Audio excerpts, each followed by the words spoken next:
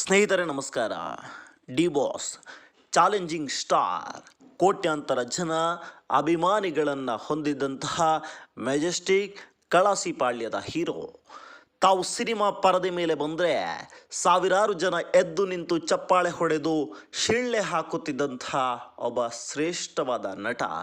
ಆದರೆ ಇವತ್ತು ಮಾಡಿರುವಂಥ ಒಂದು ಕೊಲೆ ಪ್ರಕರಣದಲ್ಲಿ ಜೈಲು ಸೇರಿ ತಮ್ಮ ಸಿನಿಮಾ ಭವಿಷ್ಯವನ್ನೇ ಹಾಳು ಮಾಡಿಕೊಂಡಿದ್ದಾರೆ. ಹಾಗಾದರೆ ಅವರ ಸಿನಿಮಾ ಭವಿಷ್ಯ ಅಲ್ಲಿಗೆ ಮುಕ್ತಾಯವಾಗತ್ತಾ? ಸಿನಿಮಾದಲ್ಲಿ ಮುಂದೆ ನಟಿಸೋಕೆ ಚಾನ್ಸೇ ಸಿಗಲ್ವಾ? ಡಿ ಬಾಸ್ ಸಿನಿಮಾ ಜರ್ನಿ ಅಂತ್ಯವಾಯ್ತಾ? ಇವೆಲ್ಲವುಗಳನ್ನು ನೋಡೋಣ. ಅದಕ್ಕೂ ಮೊದಲು ನೀವಿನ್ನು ನಮ್ಮ ಚಾನೆಲನ್ನು ಸಬ್ಸ್ಕ್ರೈಬ್ ಮಾಡಿಲ್ಲ ಅಂದರೆ ಈ ಕೂಡಲೇ ಸಬ್ಸ್ಕ್ರೈಬ್ ಮಾಡಿ ಹಾಗೂ ಪಕ್ಕದಲ್ಲಿರುವ ಬೆಲ್ ಐಕಾನನ್ನು ಕ್ಲಿಕ್ ಮಾಡಿ. ಕೊಲೆ ಆರೋಪದಿಂದ ಮುಕ್ತರಾದರೆ ಫ್ಯಾನ್ಸ್ ಕೈ ಹಿಡಿದ್ರೆ ಮಾತ್ರ ಆಕ್ಟರ್ ದರ್ಶನ್ ಅವರಿಗೆ ಸಿನಿಮಾದಲ್ಲಿ ಭವಿಷ್ಯ. ಹೌದು, ಸದ್ಯಕ್ಕೆ ಈ ವಿಚಾರ ಸಿನಿರಂಗದಲ್ಲಿ ಓಡಾಡ್ತಾ ಇದೆ. ಅಷ್ಟೇ ಅಲ್ಲದೆ ಅಭಿಮಾನಿಗಳು ಕೂಡ ಈ ಬಗ್ಗೆ ಚರ್ಚೆ ನಡೆಸ್ತಿದ್ದಾರೆ.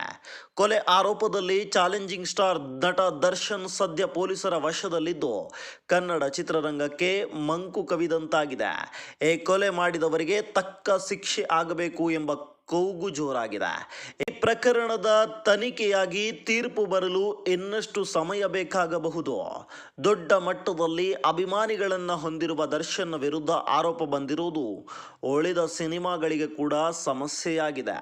ಚಿತ್ರದುರ್ಗದ ರೇಣುಕಾಸ್ವಾಮಿ ಕೊಲೆ ಆರೋಪದಲ್ಲಿ ದರ್ಶನ್ ಬಂಧನವಾಗಿದ್ದು ಚಿತ್ರರಂಗದಲ್ಲಿ ದೊಡ್ಡ ಪರಿಣಾಮವನ್ನೇ ಬೀರಿದೆ ಎನ್ನಲಾಗಿದೆ. ಒಂದೆಡೆ ಈ ವಾರ ತೆರೆ ಕಂಡ ಚಿತ್ರಗಳ ಪ್ರಚಾರಕ್ಕೆ ದರ್ಶನ್ ಮುಂದಿನ ಚಿತ್ರಗಳಿಗೆ ಹಾಗೂ ಅದನ್ನೇ ನಂಬಿಕೊಂಡಿದ್ದ ನಿರ್ಮಾಪಕರಿಗೆ ಇದೊಂದು ನುಂಗಲಾರದ ತುಪ್ಪವಾಗಿದೆ.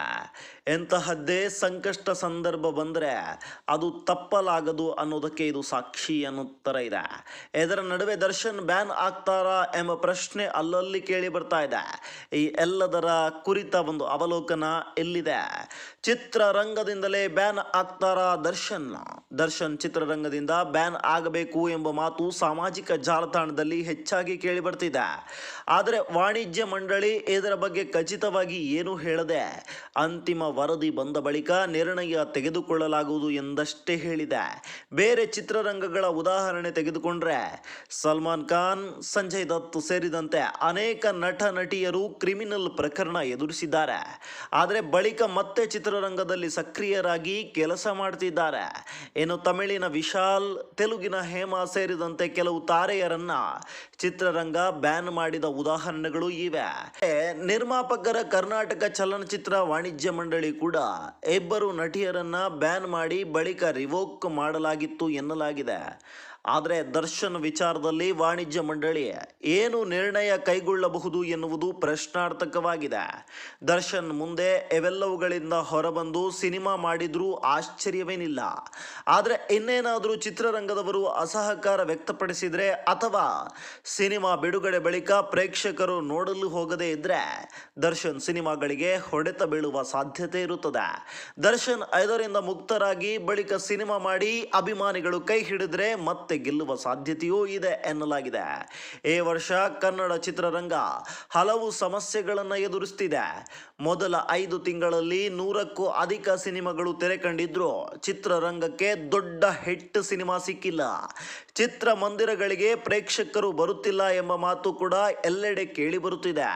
ಇದರ ಬೆನ್ನಲ್ಲೇ ಗೋವಾದಲ್ಲಿ ಕೆಲವು ನಿರ್ಮಾಪಕರು ಗಲಾಟೆ ಮಾಡಿಕೊಂಡಿದ್ರು.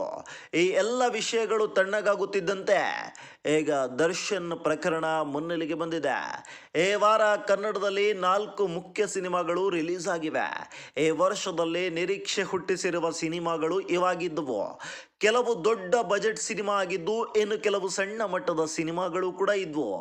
ಇವೆಲ್ಲ ಟ್ರೇಲರ್ ಮೂಲಕ ಒಂದಲ್ಲ ಒಂದು ರೀತಿಯಲ್ಲಿ ನಿರೀಕ್ಷೆ ಹುಟ್ಟಿಸಿದ ಸಿನಿಮಾಗಳಾಗಿದ್ವು.